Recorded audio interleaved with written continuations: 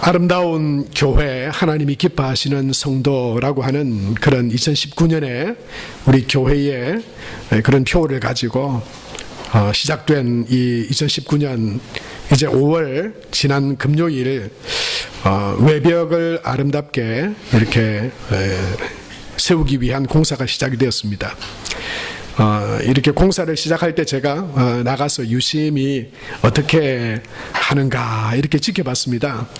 그러니까 제일 먼저 하는 일이 이 사진에서 보는 것처럼, 또 여러분 들어오실 때 이렇게 보신 것처럼 이 쇠 구조물을 이렇게 세우는 것이었습니다. 바로 비계라 그러죠. 돼지 살과 비계, 그 비계가 아니고요. 이 비계라고 하는 이 구조물을 먼저 세웁니다. 그래서 그 비계를 통해서 그 위에 발판을 얹고 이제 거기서 높은 곳까지 또 물건들도 그 비계를 통해서 조달을 하고 또 인부들은 일하게 됩니다.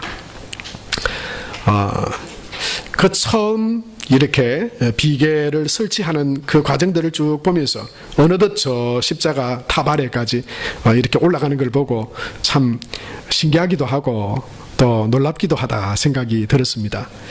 그런데 이 비계를 보면서 제가 예전에 홍콩에 선교 여행을 갔을 때 그 홍콩에서 기독교가 어떻게 홍콩을 통해서 중국으로 들어가게 됐는지, 그리고 홍콩의 기독교의 역사 이런 것들을 보면서 은혜를 받았는데요. 뿐만 아니고 이 홍콩은 아주 땅이 좁은 지역 아닙니까? 나라입니다. 그리고 아주 집값이 비싸기로 세계에서 유명합니다. 그러니 이 집도 적게 짓고 또 아주 높게 올리더라고요. 따닥따닥 붙었어. 이 홍콩을 가보니까 이런 모습들 많이 봤어요. 거기도 보니까 건물을 지을 때 어김없이 비계를 설치를 하더라고요. 여러분, 이 비계는 일본말로 하면 뭐라 그럴까요? 아시바라 그럽니다. 아시바. 이게 더 아마 익숙할지 모르겠어요. 아시바. 영어로는 스크래핑이라 그래요. 비계 그러는데요. 다른 분이 저보고 그러더라고요. 골조 아닌가? 그 골조하고는 상관없는 겁니다. 이 밖에 여행을 아름답게 세우기 위한 거죠. 그런데 이 홍콩의 이 비계는 좀 특징이 있더라고요. 우리 교회도 이렇게 비계를 세웠는데 보면 이 쇠 파이프로 세웠습니다. 그런데 홍콩 가보니까요, 이 비계를 뭘로 할까요? 대나무로 하더라고요. 아무리 높은 이 건물도 비계를 전부 이 대나무를 이렇게 줄로 묶어서 저 상층 꼭대기까지 큰 건물도 이 건물을 둘러싸고 있는, 여러분, 저 비계 설치된 것이 전부 대나무입니다. 이 대나무가 어떻게 불안하지 않을까? 우리나라는 저는 대나무 하면은 어릴 때 아버지를 따라서 그 낚시대를 만들던 그 대나무, 낭창낭창한 그 대나무, 그리고 연을 만들어서 얇게 이렇게 대나무를 빚어서 하던 그거 생각나는데, 이 홍콩은요, 이 대나무로 비계를 다 한대요. 저게 안전할까? 저 대나무가 오래 쓸 수 있을까? 또 여러 가지 그런 생각이 듭니다만은 이 대나무가 장점이 많다고 합니다. 홍콩에는 이 대나무가 기후적으로 자생을 많이 한대요. 그래서 대나무를 많이 사용할 수 있고 가볍기도 하고 또 내구성도 좋아서 7년 가까이 재활용해서 쓸 수도 있다고 합니다. 그리고 이 태풍과 습기에도 아주 강해서 녹슬거나 또 이렇게 무거워서 운반하기 어렵거나 보관하기 어려운 그런 것보다는 장점도 많이 있대요. 그런데 여러분, 대나무로 하든 아니면은 쇠 파이프로 하든 비계는 아름다운 건물 그 외형을 지어가는 데 있어서 없어서는 안 되는 바로 그 단계가 비계를 설치하는 단계입니다. 올라가야 돼요. 그 비계가 설치돼야 일을 할 수 있습니다. 아무리 아름답게 만들려고 해도 올라가지 못하고 손이 닿지 않고 그 비계를 설치하지 않으면 사람이 올라가서 일할 수가 없어요. 여러분, 건물도 아름다운 건물이 되기 위해서는 반드시 이 비계 작업이 있어야 돼요. 그런데 저는 이걸 보면서 단지 건물뿐만 아니라 이 비계는 마치 기초죠. 뭔가 아름답게 만들어 가기 위해서 필요한 기초 같은 것이에요. 근원 같은 것이에요. 근본 같은 것이에요. 여러분, 이 땅에 살아가는 인생도 건물에 비유하자면 이런 비계가 있지 않을까요? 우리 인생에도 우리 인생이 아름답게 지어지고 행복한 인생으로 만들어져 가기 위해서 눈에 보이지 않지만 우리 삶에도 이런 비계, 아시바가 필요합니다. 인생의 아시바, 인생의 비계, 이게 필요한 거예요. 여러분, 저와 여러분이 이 땅에서 태어나고 살아가게 되는 우리 육체적인 삶의 비계가 있습니다. 그 마치 고향과 가정과 같은 것이죠. 우리가 태어난 곳이 있습니다. 우리 삶이 처음 시작한 출발점이 있습니다. 그리고 우리를 낳아주신 분이 있습니다. 가정이 있습니다. 여러분, 그게 우리 인생의 아시바 같은 것이에요. 우리 인생의 비계 같은 것이에요. 그것이 없는 사람은 없습니다. 그리고 우리 각자는 지금 각자의 삶의 인생을 만들어가고 있습니다. 해마다 5월 가정의 달이 되면 이 해외에서 입양되었던 사람들이 이 뉴스나 보도에 나오는 것을 봅니다. 지난 5월 11일 어제는 입양의 날이라고 그래요. 어김없이 올해에도 해외로 입양되었던 그 사람이 우리나라로 들어와서 잃어버린 모르는 부모와 가족을 찾는 그런 이야기가 보도됐습니다. 이번에는 어떤 여인이 소개됐는데요. 해실 샌드라고 하는 그런 36살의 여성이었습니다. 우리나라 이름으로는 문해실.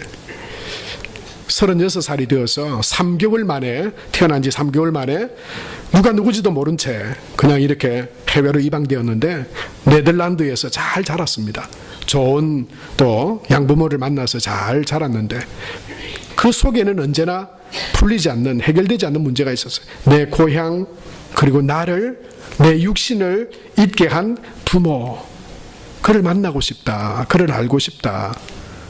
그 근본에 대한, 그 인생이 지금까지 지어져 왔는데 그 인생의 비계와 같은, 그 인생의 아시바와 같은, 고향과 같은 그 인생의 출발점을 알고 싶다고 하는 것이죠. 그는 이렇게 말했어요. 결국 만나지 못하고 또 네덜란드로 떠나면서 인터뷰에서 이런 내용의 인터뷰를 했습니다. 나는 내 친모에게 화가 나 있지 않습니다. 왜 나를 버렸냐고, 나를 이렇게 힘들게 했냐고, 왜 책임 못 지고 나를 낳았냐고. 나는 그렇게 부모님을 원망하거나 화가 나서 지금 부모님을 찾으려고 하는 것이 아닙니다. 내가 그녀를, 내가 어머니를 얼마나 사랑하는지를 꼭 알려드리기 위해서 내가 부모님을 찾고 싶습니다. 오래 못 만났지만 저는 부모님을 찾을 때까지 내 고향이고 나를 이 땅 가운데 있게 하신 부모님을 찾도록 매년 나는 한국에 올 것입니다. 그렇게 이야기를 했어요. 여러분, 지금 태어나는 아이들은 고향에 대한 의미가 별로 없어요. 이전처럼 부모님을 공경하는 마음도 많이 퇴색되어져 가고 있는 것 같습니다. 여러분, 참 그건 안 쉬운 일이에요. 저희 아이들만 해도 고향 그러면 생각날 게 없습니다. 왜냐하면 화명동 일신 기독병원이 고향이거든요. 거기서 태어났는데 뭐 고향에 대한 뭐 아련한 추억이나, 저는 아닙니다. 저는 고향 그러면요, 김해 그 시골 끝자락에 대동 시래라는 마을, 거기서 내가 태어났고 거기서 자랐고 막 산과 들로 뛰어다니고 거기에서 내 삶이 시작이 되고 내 인생이 만들어져 갔다. 그럼 거기에 가정이 있었잖아요. 거기에 내 삶을 주신, 내 육체를 이렇게 이 땅에 태어나게 한 부모님이 계셨잖아요. 여러분, 그것이 우리 인생의 어떻게 보면 출발점이자 비계와 같은 것이죠. 그 부모님들이 이미 여러분 이 땅을 떠나가신 분들도 계실 것이지만, 그러나 이 어버이 주일 그 부모가 살아계시던 벌써 떠나셔서, 여러분 우리는 다 언젠가 고아가 되잖아요. 부모님들 다 가십니다. 중요한 것은 지금 살아계시던, 아니면 먼저 하늘나라로 가셨던 그분이 사셨던 삶과 말씀하셨던 교훈과 그 인생으로 내게 가르쳐 주셨던 그 가르침들을 우리가 이 어버이 주일 10계명에 5계명에 내 부모를 공경하라, 하나님께서 그렇게 말씀하신 것처럼 여러분 그 부모님을 공경하고 부모님의 가르침과 또 또 삶으로 나를 이끌어 주신 그 소중한 그 뜻들을 우리가 기억하면서 오늘 하나님께서 우리에게 말씀하고 계시는 이 10계명의 5계명처럼 내 부모를 공경하라, 이 하나님의 말씀에 여러분, 저와 여러분이 다 순종함으로 그 하나님이 주시는 약속의 그 축복들을 누리게 될 수 있게 되길 바랍니다. 여러분, 그것이 성경은요, 약속이 있는 첫 계명이라고 그랬어요. 10계명은 10개잖아요.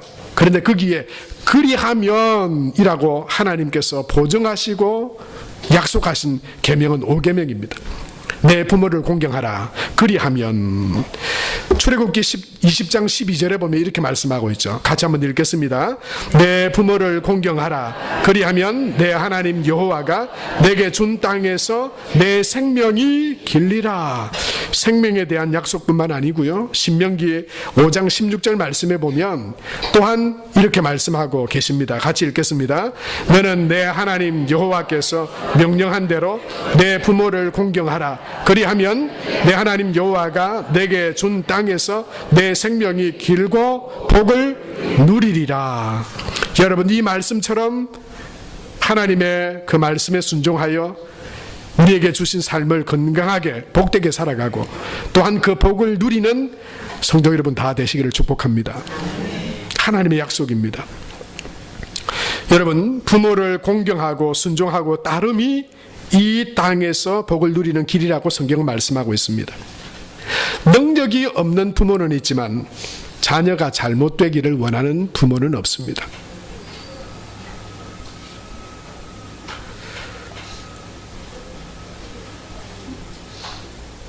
하물며 악한 자라도, 예수님 그렇게 말씀하셨잖아요. 하물며 악한 자라도 떡을 달라 하는 자녀에게 돌을 줄 사람이 어디 있겠느냐. 여러분, 그렇습니다. 그 부모님이 능력이 없을 수는 있고 또 정말 좋은 것을 아는 지혜가 없을 수는 있습니다. 그러나 자녀가 잘못되기를, 자녀가 나쁘게 되기를 원하는 부모는 없습니다. 그러니 여러분, 우리는 능력이 있든 능력이 없든 많이 배웠든 배우지 못했든 오늘 하나님께서 우리에게 말씀하고 계신 것처럼 저와 여러분에게 허락하신 부모님들, 또 먼저 가셨더라도 그 삶 가운데 가르침과 그 교훈들을 공경하는 마음으로 잘 따라서 하나님이 주시는 약속과 은혜들을 누릴 수 있게 되기를 바랍니다. 여러분, 한계는 있습니다. 능력의 한계는 있습니다. 자녀들을 위해서 많은 것을 줄 수도 있고 마음은 있지만 주지 못하는 그런 부모도 있습니다. 그것이 우리 이 땅에 살아가는 우리 부모들의 모든 인간의 한계입니다. 우리도 어느 순간 다 부모가 될 것입니다. 네가 한번 나중에 돼봐라. 부모님들이 그런 말씀 많이 하시잖아요. 네가 한번 돼봐라. 네 같은 아들, 네 같은 딸 한번 낳아봐라. 참 그 이야기가 참 듣기에 썩 좋은 이야기는 아니지만 여러분, 사실은 우리 모두가 사실 그 말에 다 갇혀 있잖아요. 더 주고 싶지만 주지 못하는 한계는 있습니다. 정말 사랑하는 자녀에게 어떻게 무엇을 주어야 정말 그 삶에 가장 행복하고 복이 되는지 그걸 잘 모르는 부모는 있습니다. 가장 소중한 것을 모르는 부모는 있어요.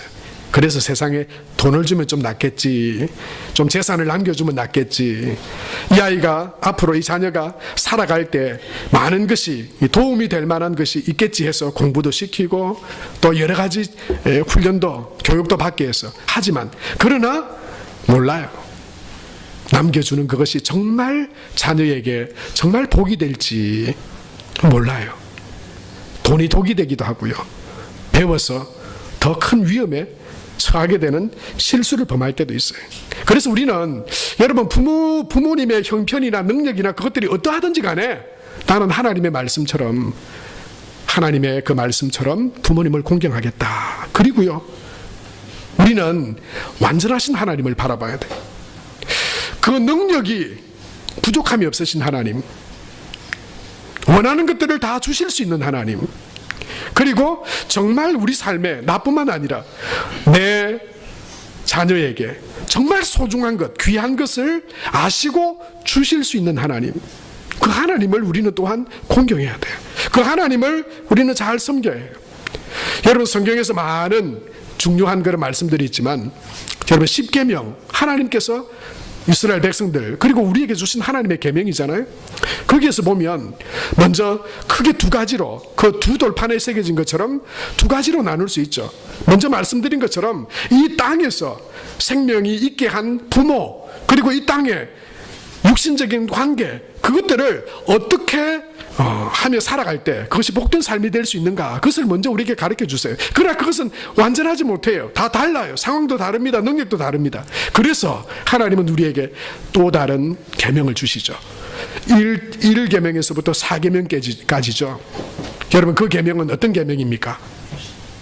부모가 능력이 없고 다 알지 못해서 다 채워줄 수 없지만, 그러나 전능하시고 모든 것을 아셔서 채워주시고 이루실 수 있는 하나님, 우리 아버지 하나님, 우리 영의 하나님, 그 하나님을 예배하고 그 하나님을 섬기고 그 하나님 앞에 우리가 육신적인 세상에서의 부모에게 향하는 효를 하나님을 향한 경외와 사랑과 존중으로 하나님의 말씀을 따를 때 하나님께서 이 땅에 우리의 삶을 복되고 아름답게 세우신다고 하는, 이 땅의 삶뿐만 아니라 영원한 영생과 구원에까지 이르게 하시는 하나님의 말씀이 이 1계명에서부터 4계명에 기록되어져 있는 것이죠.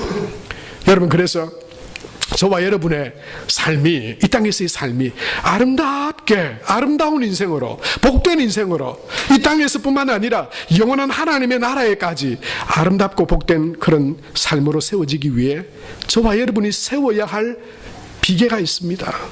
아시바가 있습니다. 보이지 않지만 그것이 바로 하나님이라고 하는 비계입니다. 우리 인생의 비계. 창조주 하나님, 전능하신 하나님, 그 하나님을 잘 공경하고 그 하나님 말씀에 순종할 때 하나님은 우리의 삶을 아름답게 하시고 복되게 세워가신다라고 말씀하고 있습니다. 왜 그렇습니까? 하나님이 저와 여러분의 인생의 근본이시기 때문입니다. 육신의 부모는 우리의 인생을 이 땅 가운데 태어나게 했고, 그리고 육신의 부모로부터 받은 우리 육신은 사망함으로 끝납니다. 그러나 여러분, 우리는 단지 육신의 존재로만 이 땅 가운데 존재하지 않습니다. 하나님이 영으로 우리를 창조하셨고, 그리고 우리는 하나님 앞에 나아가야 되는 존재들인 것이죠. 여러분, 하나님이 우리 삶의 근본이십니다. 하나님이 우리 삶의 시작이십니다. 하나님이 영원하시고 하나님이 창조의 근원이십니다. 여러분, 우리 부모님을 따라가 보세요. 추적해 보세요. 인간의 역사를 추적해 보세요. 아무렇게나 우연히 어쩌다가 생기지 않았습니다. 창조하신 이가 계시고, 그리고 시작하게 하신 이가 계십니다. 그분이 바로 전능하신 하나님이시고, 그 하나님 안에서 우리 삶이 세워질 때 우리는 하나님 안에서 복되고 아름다운 그런 인생으로 세워질 수 있다고 말씀하고 계십니다. 오늘 특별히 2절 말씀에 보면 하나님은 우리에게 이렇게 말씀하고 계시죠. 우리 같이 한번 읽겠습니다. 베들레헴 에브라다야, 너는 유다 족속 중에 작을지라도 이스라엘을 다스릴 자가 내게서 내게로 나올 것이라. 그의 근본은 상고의 영원에 있느니라. 그렇게 말씀하셨어요. 여러분, 우리를 창조하시니 우리가 예배하는 분, 그분은 태초에 스스로 존재하신 전능하신 하나님이십니다. 그 하나님이 우리 인생의 근원이 되십니다. 우리 인생을 아름답게 세워가는 능력이 되십니다. 하나님이 우리 삶의 비계가 되시고 아시바가 되시고 우리 삶의 근본이 되시고 근원 되심을 믿고 인정하며 나아갈 때, 여러분, 우리의 삶은 비로소 아름답고 복되게 세워질 수가 있는 것입니다. 인생의 근본을 알아야 합니다. 인생의 뿌리를 알아야 합니다. 정확한 곳에 우리 인생의 털을 내리고 뿌리를 내려야 합니다. 근원을 떠나고 근본을 떠나서는 아름다운 열매 있는 인생을 살아갈 수 없습니다. 여러분, 물고기가 물을 떠나면 팔딱거리고 헐떡거리며 잠깐 살아갈 수 있지만, 그러나 이내 죽고 맙니다. 여러분, 이 꽃이 아름답지만 이 꽃들이 땅에 뿌리를 내리고 거기서 양분을 흡수할 때 몽우리가 꽃을 피우고 생명으로 존재할 수 있습니다. 잘려버리면 이내 살아있는 것 같지만 이내 시들어버립니다. 그것이 근원 가운데, 생명 가운데 있는가 그렇지 못한가의 차이입니다. 아무리 열매 맺는 나무라 하더라도 그것이 땅에 뿌리를 내리고 있을 때 비로소 열매를 맺을 수가 있는 것입니다. 잘려버리면 더 이상 열매 맺을 수 없는 것입니다. 이 5월 산과들로 가보면 이제 모짜리에 모내기를 하기 위해서 많이 물을 댑니다. 옛날에는 보나 웅덩이에 물을 많이 저장을 했죠. 그런데 여러분, 만약에 아무리 물을 저장하고 저장해도 그 웅덩이와 그 보가 터진 웅덩이라면 아무리 들이부어도 그 물을 사용할 수 없습니다. 하나님은 예레미야를 통해서 근원 되시는 상고와 영원이신 우리 생명과 이 우주 만물의 근원이신 하나님을 떠난 그 이스라엘 백성들이 바로 터진 웅덩이에 하나님이 아닌 다른 사람, 애굽, 아수르, 사람의 능력, 여러분 그 길을 의지하고 거기에서 헛된 우상들을 마치 그 인생의 근원인 것처럼 여기며 살아가는 이들에게 하나님은 그렇게 말씀하셨어요. 그것은 터진 웅덩이다. 터진 웅덩이. 아무리 갖다 들이부어도 그것으로 인하여 풍성함과 은혜를 누릴 수 없다. 아름답게 지어질 수 없다. 잠깐 있지만 다음에 말라버린다고 우리에게 말씀하고 있는 것이죠.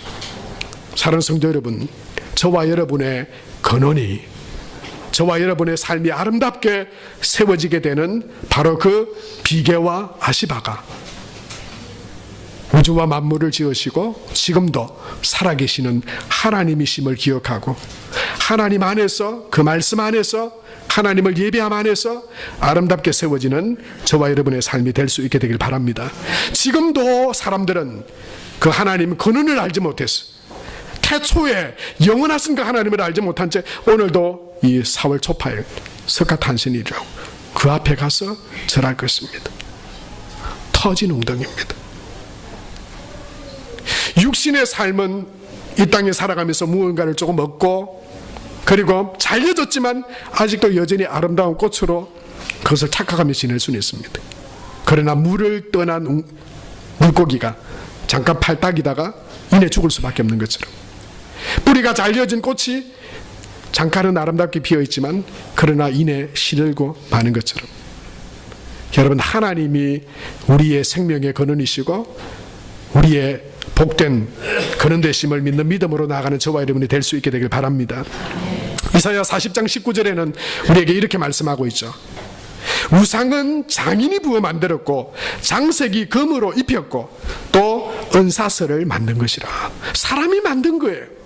사람이 만든 그것에 지금도 그 근원과 그 원리를 하나님을 알지 못하는 이들은 그 앞에 가서 복을 빌고 사람이 만든 그것에 금으로 입히고 은장색들이 사슬을 만들고 입힌 거기에 그것을 헛된 것을 우상 신이라고 그 앞에 가서 절하고 있습니다. 그러나 하박국 2장 18절에 하나님은 우리에게 이렇게 말씀하고 계세요. 같이 읽겠습니다. 시작. 새긴 우상은 그 새겨 만든 자에게 무엇이 유익하겠느냐. 부어 만든 우상은 거짓 스승이라. 만든 자가 이 말하지 못하는 우상을 의지하니 무엇이 유익하겠느냐. 하나님은 그래서 죄 가운데 그 근원이신 생명의 근원이시고 참 복된 근원이신 하나님을 떠나 우상을 섬기고 죄 가운데 빠져있는 영혼들에 대하여 하나님은 우상을 만들지 말고 그 앞에 가서 절하지 말라 말씀하고 계시는 것입니다. 사랑하는 성도 여러분, 하나님을 떠나 참된 열매는 맺을 수 없습니다. 육신의 열매는 맺을 수 있겠죠. 세상에 사는 동안 희노애락을 느끼며 살아가겠죠. 그러나 근원이신 하나님으로부터 잘리어진 인생은 참된 안식과 하나님이 주시는 영생과 구원과 천국을 결코 누릴 수 없습니다. 그러나 근본이시고 영생이시고 오늘 하나님께서 우리에게 말씀해 주신 것처럼 이스라엘을 다스릴 자, 우리를 구원하신 예수 그리스도를 통해 하나님 안에 거할 때 여러분, 하나님께서 주시는 그 은혜와 풍성함의 복들을 누리게 될 줄로 믿습니다. 하나님 안에 우리가 거할 때 하나님께서 우리에게 참된 안식과 평강을 주실 것입니다. 여러분 이 시간 예배하는 중에 염려와 근심, 불안함으로 혹시 예배하는 분들 계십니까? 어떻게 될까?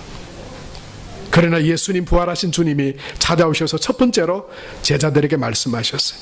너희에게 평강이 있을지어다. 예수님의 평강이 예배하는 저와 여러분 마음 가운데 충만하게 되기를 바랍니다. 주 예수님, 근원 되시는 주님을 바라보십시오. 오늘 우리에게 주신 5절 말씀에도 그 아들 예수 그리스도를 통해서 우리에게 어떤 것을 주시겠다고 말씀합니다. 이 사람은 평강이 될 것이라. 주 예수님을 의지하고 바라보고 하나님 안에 거하는 모든 삶 가운데 하나님께서 평강으로 임하여 주실 것입니다. 하나님이 또한 그 하나님 안에 세워지는 우리의 삶을 하나님이 주인 되셔서 인도해 주실 것입니다. 그리고 하나님께서 은혜 가운데 채워주시고 목자가 되어 주실 것입니다. 여호와는 나의 목자시니 내가 부족함이 없으리로다. 그가 나를 푸른 초장에 누이시며 쉴 만한 물가로 인도하시는도다. 내가 사망의 음침한 골짜기로 헤맬지라도 다닐지라도.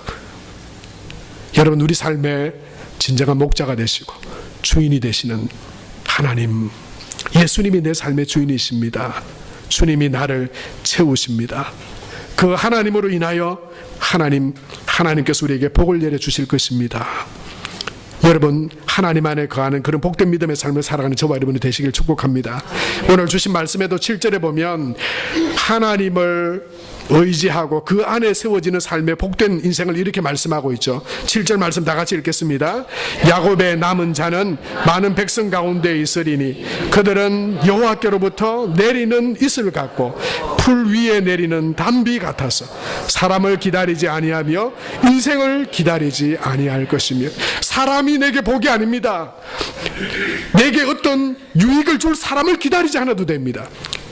하나님을 목자로 삼고 하나님 안에 살아가는 그 믿음의 삶 가운데 여호와께로부터 내리는 이슬 같고 풀 위에 담비 같다고. 이것은 구약의 성경이 하나님이 주시는 복을 비유적으로 설명할 때 설명하는 말씀이죠. 사랑하는 성도 여러분, 우상과 헛된 것들을 버리고 참되신 하나님, 그 하나님이 내 아버지시고 내 삶의 근원이시고 아름답고 복되게 살아 세워지게 되는 우리 인생의 비계가 되시고, 여러분 교회를 보면서 하나님이 내 인생의 비계가 되어 주신다. 하나님 안에서 아름답게 지어지게 될 것이다. 할렐루야. 여러분 복된 믿음의 삶을 살아가는 저와 여러분 우리 모두가 될 수 있게 되길 바랍니다. 그 안에 살아가는 자에게 그 계명을 주신 하나님께서 우리에게 이 축복의 말씀을 주고 계신데요. 출애굽기 19장 5절에서 6절 말씀 다 같이 읽겠습니다.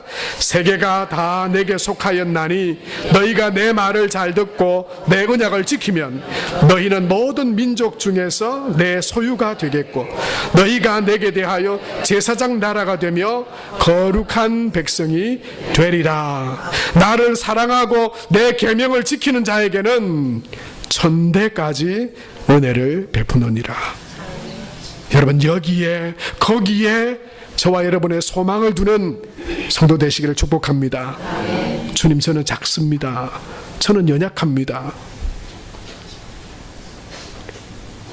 그래도 상관없습니다. 왜냐하면 능력이 하나님께 있기 때문에. 오늘 2절의 말씀에 다시 한번 보시면요, 베들레헴 에브라다야 너는 유다 족속 중에 작을지라도 문제없다고 말씀하시는 거예요. 그러나 여러분 작은 채로 머물러 있지 마십시오. 연약한 채로 그냥 머물러 있지 마십시오. 작을지라도 이스라엘을 다스릴 자가 내게서 내게로 나올 것이라. 그렇게 말씀하시는 분은 전능하신 하나님이십니다. 저와 여러분 작고 연약하고 부족하고 능력이 없지만 그러나 우리를 자녀 삼으시고 우리를 부르신 하나님은 태초에 상고에 계신 존재하신 분이십니다. 온 우주 만물을 다스리시는 분이십니다. 그 하나님은 4절에 우리에게 이렇게 말씀하고 계십니다. 4절 말씀 다 같이 읽겠습니다. 그가 여호와의 능력과 그의 하나님 여호와의 이름의 위엄을 의지하고 서서 목축하니 그들이 거주할 것이라. 이제 그가 창대하여 땅끝까지 미치리라. 할렐루야. 작고 연약해도 하나님이 내 삶의 주인 되시고 능력이 되시면 그가 창대하여 땅 끝까지 미치리라. 주님, 그런 은혜의 통로로 주 안에 살아가는 나를 사용하여 주시옵소서. 여러분, 하나님 앞에 믿음으로 나가는 저와 여러분이 될 수 있게 되기 바랍니다. 내 시작은 미약하였으나 내 나중은 심히 창대하리라. 이건 그냥 어떤 가게에 그냥 보라고 붙여놓은 그런 말씀이 아니에요. 아무에게나 그냥 주시는 약속의 말씀이 아니에요. 하나님이 내 삶의 근원이시고 내 삶의 복이심을 내가 믿습니다. 생명을 주시고 구원해 주신 하나님, 예수 그리스도 안에 하나님이 나의 소망 되심을 믿는 믿음으로 나아가는 자에게 빌닷을 통해서 욥에게 준 그 말씀이, 내 시작은 미약하지만, 지금은 비록 작고 연약하지만, 부족하지만, 그러나 그 능력 근원 되시는 하나님 안에서 심히 창대하게 되고 땅끝까지 그 은혜를 증거하게 되는 여러분, 복된 믿음의 사람으로 살아가는 저와 여러분 되시기를 축복합니다. 희망을 나의 힘과 능력과 소유에 두지 마시기 바랍니다. 희망을 세상의 흐름과 발전과 쾌락에 두지 마시기 바랍니다. 희망을 사람이나 그 능력에 두지 마시기 바랍니다. 하나님께 소망 두시기 바랍니다. 예수님께 저와 여러분의 소망을 두는 하나님의 자녀 백성들 다 되시기를 바랍니다. 지금 작아도, 지금 지혜가 없어도, 지금 능력이 부족해도 우리를 구원하시기 위해서 이 땅 가운데 오셔서 십자가에 죽으시고 부활하신 그 능력의 주님께서 우리를 그 연약함 가운데서 강하게 하시고 작은 자로 천을 이루게 하시는, 그 손에 올려드린 오병이어로 5,000명이 넘는 자들을 먹이신 그 주님의 은혜와 능력이 저와 여러분 우리 모든 삶 가운데 있게 되기를 축복합니다. 하나님을 잘 섬기고 이 땅에 하나님께서 우리에게 주신 부모님을 잘 공경함으로 이 땅에서도 복을 받고 하나님으로부터 복을 받아 영생과 복을 누리는 크고 아름답게 쓰임받고 사용되어지는 저와 여러분 우리 모두가 될 수 있게 되길 바랍니다. 결론으로 이사야 60장 21절과 22절 말씀을 함께 읽고 말씀을 마치겠습니다. 같이 읽겠습니다. 시작. 내 백성이 다 의롭게 되어 영원히 땅을 차지하리니 그들은 내가 심은 가지요 내가 손으로 만든 것으로서 나의 영광을 나타낼 것인즉 그 작은 자가 1,000명을 이루겠고 그 약한 자가 강국을 이룰 것이라. 때가 되면 나 여호와가 속히 이루리라. 하나님을 믿는 믿음으로 이사야를 통해 주신 이 말씀이 저와 여러분의 현실이 되는 복된 믿음의 삶이 되기를 바랍니다. 오늘 이 시간 우리에게 주신 말씀들 기억하며 우리가 함께 찬양하기 원합니다. 약할 때 강함 되시네. 그렇습니다. 저와 여러분의 아버지 되시는 하나님, 그분이 강하시기에, 전능하시기에 하나님 안에 있다면 하나님은 우리의 모든 약함을 변화시키실 것입니다. 그 믿음의 고백으로 함께 찬양하겠습니다.